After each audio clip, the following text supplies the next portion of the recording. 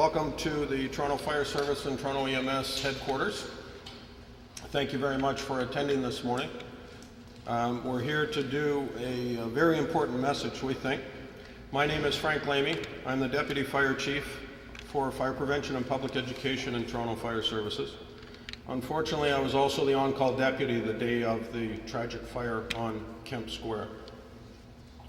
First, please allow me to extend the condolences of Fire Chief Bill Stewart, myself, and all the men and women of Toronto Fire Services to Mrs. Einboden, and of course at the loss of the family and friends of Kenneth and Britney Einboden. Both of them, as we know, perished in that fire on Sunday afternoon. We're truly sorry for your loss. First, I'd like to introduce Chris Williams. Chris is a manager with fire investigations with the Fire Marshal's office for the province of Ontario. Chris is going to review some of the findings that they've determined during their investigation of the fire at 14 Kent. Thank you. Good morning, everyone. On behalf of the Fire Marshal, I too would like to express sincere condolences to the family and friends of Ken and Britney Einboden, father and daughter, who died as a result of the fire at Kemp Square on March 7th. This tragedy has also affected the firefighters, the community, and the entire province. I'm here today to provide some details on our investigation. The Office of the Fire Marshal wants to share information we've uncovered during this investigation to prevent a fire like this from occurring again. The on-scene investigation is complete, and the fire originated in the kitchen. We've determined that the cause of the fire is unattended cooking, specifically a pot of oil left on the stove. Leaving cooking unattended is a leading cause of fire in a home. It's important to stay in the kitchen when cooking, especially when using oil or high temperatures. This home did have smoke alarms installed. However, during the fire investigation, it was discovered that the smoke alarm on the main floor did not have a working battery, and we have no evidence that the second floor smoke alarm sounded during the fire.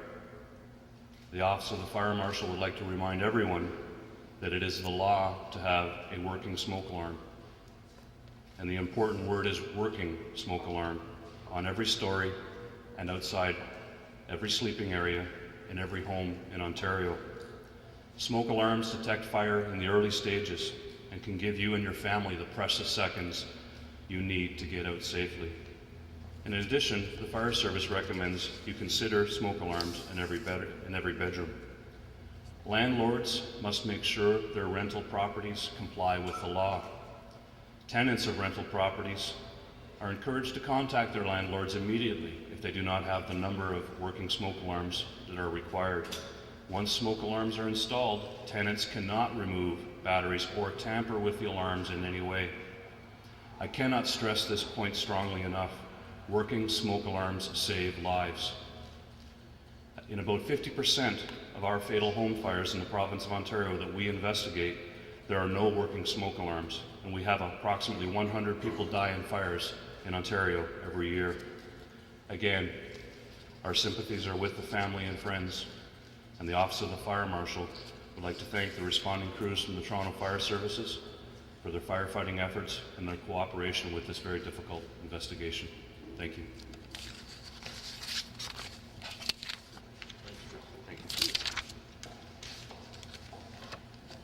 Thanks, Chris. I've got some of the same things to say, of course, that Chris did. The firefighters are saddened by every fire death. Whether we attend that scene or not, we know what happens. We hear about it from our brother firefighters all the time.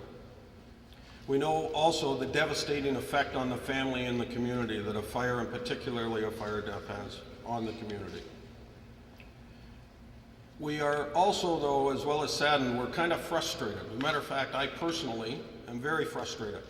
We've been working on public education efforts in the City of Toronto particularly for many, many years. Smoke alarms became the law a long time ago.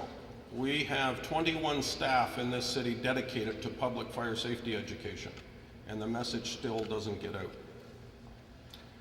Fires will continue to happen, we know that. We can't prevent them all. but we can do a few things to make sure that people that are involved in a fire survive that fire. Very simple tips that I'd like to cover. We know that fire sprinklers will stop fire in its tracks and allow the people more time to get out. But we're also realizing that not everybody can put fire sprinklers into their home. But the next few things everybody can do. We've indicated that the pot on the stove full of oil is what was the ignition source and the source of this fire and the cause of the fire deaths. That's preventable. An open pot of oil left on the stove unattended will eventually boil over, ignite, and start the kitchen on fire. The flames will be several feet high, and I guarantee they will start the cupboards on fire and spread from there. Never, ever, ever leave cooking unattended on the top of the stove. That's number one message. If you do choose to cook French fries, and who doesn't like them, of course, an oven fry is much safer than a stovetop fry. If you still want a deep fry, spend a few dollars and buy a thermostatically controlled deep fryer that plugs into the wall rather than used on the stovetop. Make sure that they are ULC or CSA approved, of course. As Chris said, we're pretty sure that one of the smoke alarms didn't work, and we can't confirm if the other one did. But I want to reiterate that it's the law in Ontario that you have a smoke alarm in every dwelling unit near the bedrooms, and on a multi-story structure that you have one smoke alarm minimum on every story of the home. That's the responsibility of the owner.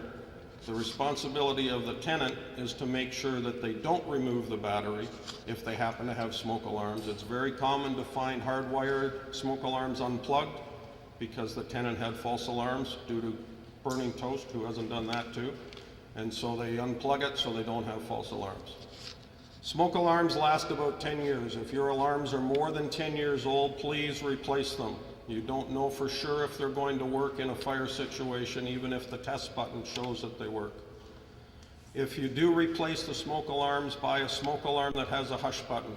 When you have a hush button, all you have to do is use a broom handle to silence the alarm when you have a false alarm, and you don't have to take the battery out. They won't work at all without the battery in them, of course.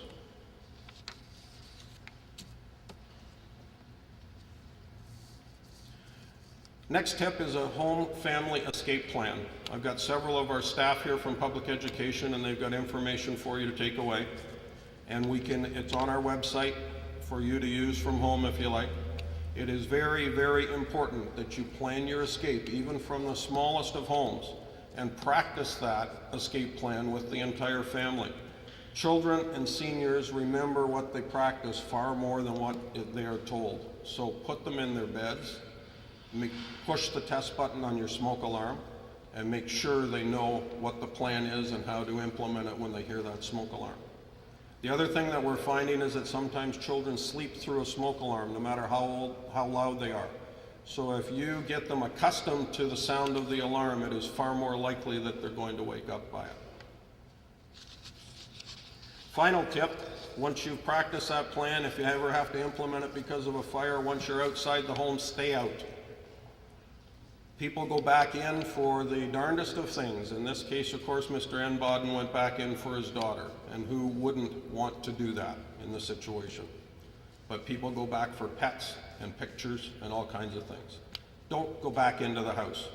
And the way that you ensure you don't have to go back for a family member is part of your plan is to have a meeting place. And when you are at that meeting place, you count noses and you know everybody's out. So very simple. Working smoke alarms that are maintained, escape plan that you practice, once out, stay out, and then call 911. I mentioned Chris and I both mentioned the fact that smoke alarms are the law a few times now. Actually, it went into law first in Ontario for the whole province in 1981. Several cities had bylaws before that. In 2006, that was upgraded to require a smoke alarm on every story of the home and near the sleeping areas. I said that we spend very large amounts of money in staff time to do public education, and I also said that we consider the messages still not getting out. Beginning now, Toronto Fire Service will be enforcing the law much more vigilantly and strictly than we have regarding smoke alarms in the past. There is responsibility for the owner, and there's also responsibility